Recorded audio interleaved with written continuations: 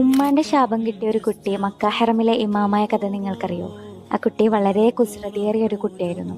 ഒരു ദിവസം തന്റെ വീട്ടിൽ വന്ന വിരുന്നുകാർക്ക് വേണ്ടി തന്റെ ഉമ്മ ഭക്ഷണം പാകം ചെയ്യുകയായിരുന്നു. അപ്പോൾ ഈ കുസൃതിക്കാരനായ കുട്ടി ആ ഭക്ഷണത്തിൽ കുറച്ച് മണ്ണ് വാരിയിട്ടു. അത് കണ്ട തന്റെ ഉമ്മ ദേഷ്യവും സങ്കടവും സഹിക്കാനാവാതെ ഒരേ സ്വരത്തിൽ പറഞ്ഞു, അല്ല നിന്നെ മക്ക ഹറമിലെ ഇമാമാക്കട്ടെ എന്ന്. അങ്ങനെ മറ്റു സന്ദർഭങ്ങളിലും ഉമ്മ ഈ കുട്ടിയോട് ദേഷ്യപ്പെടുമ്പോഴൊക്കെ നിന്നല്ല മക്കത്തെ ഹറമിലെ ഇമാമാക്കട്ടെ എന്ന് തന്നെയാണ് പറഞ്ഞുകൊണ്ടിരിക്കുക. ഇനി ഈ കുട്ടി ഏതാണെന്ന് നിങ്ങൾക്കറിയണ്ടേ? അവരാണ് ഇന്ന് ലോകം അറിയപ്പെട്ട മക്ക ഹറമിലെ ഇമാമായ ഷേഖ് അബ്ദുറഹ്മാൻ അൽ സുദൈസ്. അദ്ദേഹം തന്നെ ഒരു സന്ദർഭത്തിൽ പറയുകയുണ്ടായ തന്റെ കഥയാണിത്.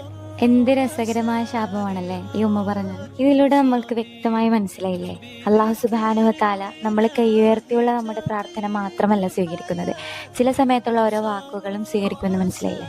ഈ വീഡിയോ നിങ്ങളുടെ മാതാപിതാക്കൾക്ക് ഷെയർ ചെയ്യുക.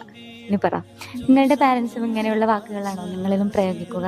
കമന്റ് ചെയ്യുക. നിങ്ങളുടെ പാരൻസിനോടും എന്തെങ്കിലും ശാപം ഇടണമെങ്കിൽ ഇതുപോലെയുള്ള രസകരമായ ശാപം ഇടാൻ വേണ്ടി പറയുക.